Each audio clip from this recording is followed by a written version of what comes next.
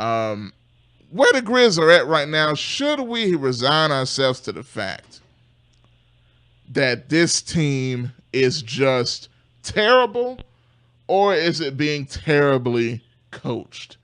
Or is it being terribly managed? I will start with Justice Bolden. How do you feel? Well, I think you got a combination of both. Number one, whether it's Chris Wallace, who's really making the picks, or whether it's Robert Pearl, who's got a puppet inside the front office. I don't know if it's John Hollinger, but there are just some decisions that the Grizzlies make over the years when it comes to roster makeup that just don't make sense. And so when you trot out Garrett Temple and he just started shooting guard, and then your backup point guard who's getting big minutes in the fourth quarter is Shelvin Mack, and then when you got a Jaren Jackson Jr. and he's not getting either A, the minutes, or B, the touches, you're going to lose. And it continues to happen. In this Houston game, James Harden, the guy is the real deal. I mean, he just shredded up the Grizzlies, but at the same time, the mark of insanity is doing the same thing and expecting different results. You are not going to get anything about from those two guys I just mentioned in a game against a scorer like that. The Grizzlies in the first half were in the game by playing Javon Carter. Javon Carter didn't see the floor again until about 3 minutes ago. And let me say this, James Harden was lighting him up. Yeah. But he was getting in him, at least trying to attempt to stop the guy from scoring. I just think at this point, the difficulty is if you go full-fledged tank mode, this is really not a strong, deep draft like last year where you could go get a Wendell Carter or a Mo Bamba outside of the top four. And so they're in purgatory, but JB, for me, I've been disappointed because it's almost like he's tone deaf when it comes to rolling out Shelvin Mack late in games. The guy can't guard, he can't score.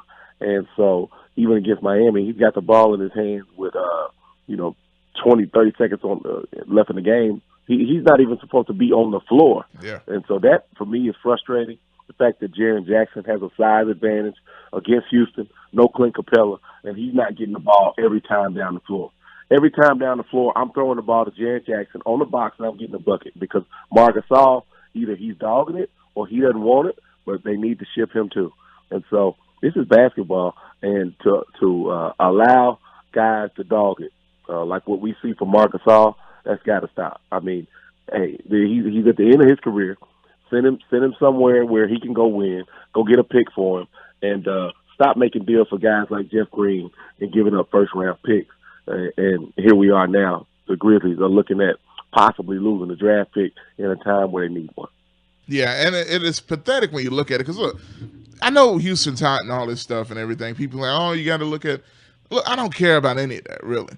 Garrett Temple playing 34 minutes. Jaren Jackson only having 12 points.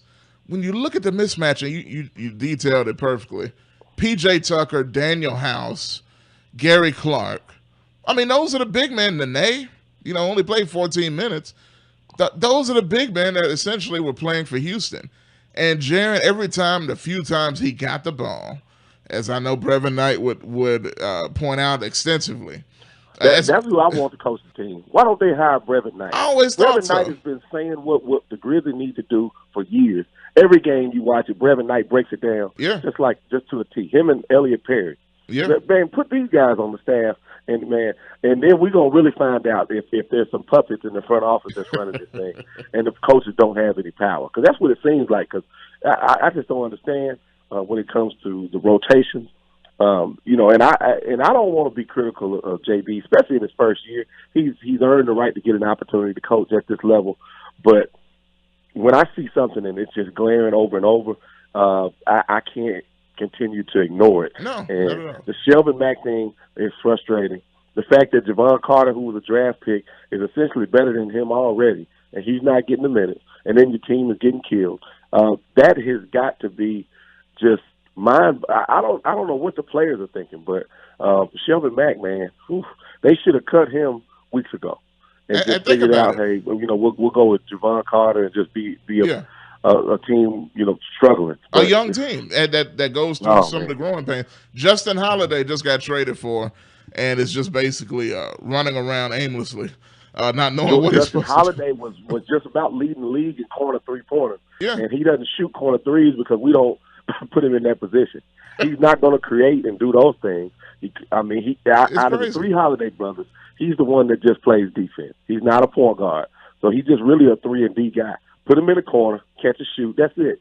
But instead, no, we got Garrett Temple out here. He's going to go 2 for 8. You got Shelvin Mack. He's going to go 0 for 7. No points, minus 20. 6 turnovers. The guy he's guarding getting open every time down the floor. Justice, I got to get Evan's thoughts on this. Yeah, get Evan in here. I know we're going in right now. To rip the JB, the owner, everything. Even though I'm still happy the Grizzlies are in Memphis, but yeah. Come on, son. I understand. Evan, what say you? Y'all done? I think so. Because this is crazy. I was kind of, listening to the toxic fan base we have. Whenever things don't go our way, we like babies, we pout. And I was kind of coming to that way on JB, but I'm gonna ask you guys something real quick.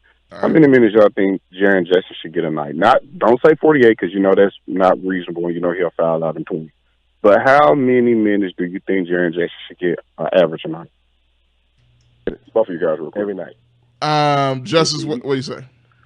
He's got to get 30 minutes a night. 30. And the usage rate needs to be high, meaning he needs a touch every time or every other time down the floor. Some question, man. What about you, Josh? 30 to 35 at least. So I'm looking at a few games lately. Miami, he had 28. Detroit, he had 35. Brooklyn, he had 31. San Antonio, he had 34. Last night, he had 31. So he's getting the minutes. The complaints was he was playing about 18 to 20 minutes. He's getting the minutes, all right? Here's what I'm noticing. If he's getting the minutes and his field goal percentage is decent, which means when he gets the ball, he's scoring at a high rate. This is on Mike and Mark not giving that young cat the ball. And last time a coach went against Mark, he got fired. That's true. So I'm not sure. And JB saw it firsthand because he was that man's right-hand guy. I'm not sure. I'm kind of leaning towards what Justice just said, that the head coach has a say-so. And that's probably why Memphis can't get a coach with any prestige or notoriety or a strong-arm coach, because they're not going to come here to be a puppet and strings be pulled whenever they like. That's what I'm getting out of that. You look at Dallas. Dirk has passed the torch to Luka. You look at Phoenix. Devin Booker, who probably is one of the best scorers in the NBA, has no problem feeding his big in the post DeAndre Ayton. There's a problem with Mike and Mark wanting to share the wealth with Jaren Jackson Jr. Period. And right now, he's looking better than Mark. So to me, it's a coaching thing. It's an X's and O's thing. It's true, but I'm thinking it goes way deeper than that. And I know we got to go. The time is running short. Yeah. But I want you guys to pay attention to that. If he's getting the minutes, which is why I asked you that, he's getting the minutes that y'all say he should when he's not in foul trouble, but he's still not getting the touches. Everybody in the city saying Jaren needs to touch the ball. They had no. We know they can throw it in the post because we've seen him throw it into Zach and play high low with Zach or Mark in. You're right. That to me is probably an envious on our veterans, and that's an issue. And I'm going to tell you something, Evan. I think that's a great point. And I don't absolve JB, but I do think it's a great point that nobody really wants to hit on. I've heard very few people, there's been a couple, but very few people want to put accountability on the shoulders of Mike Conley and Mark Gasol. As a matter of fact, people have not been wanting to do that for years.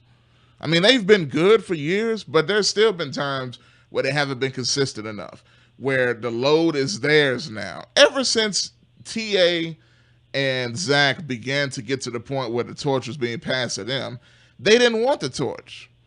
I don't think Mark ever wanted Zach gone because Zach was his safety blanket to be lazy. So I think that's a great point that you made. And we've brought that up in the past when Zach and Tony were here. Now we see what a team led by Mike and Mark, as good as they are, can do. So Mark Gasol true colors have come out since Zach has been gone. Yes. There were times Zach should have been an all-star, that Mike got that. I mean, that Mark got that All-Star. There was times where Tony Allen should have been Defensive Player of the Year, but Mark got it.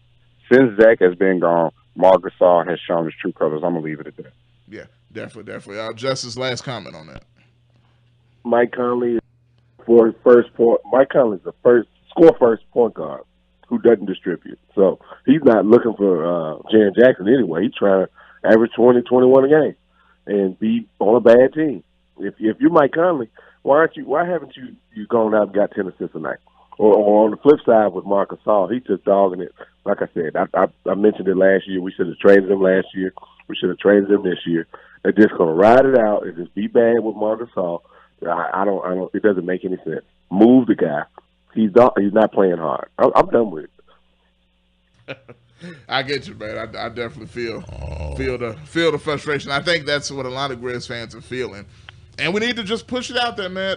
Hold the people accountable that need to be held accountable, from the front office to the coaching staff to the beloved star players of the team.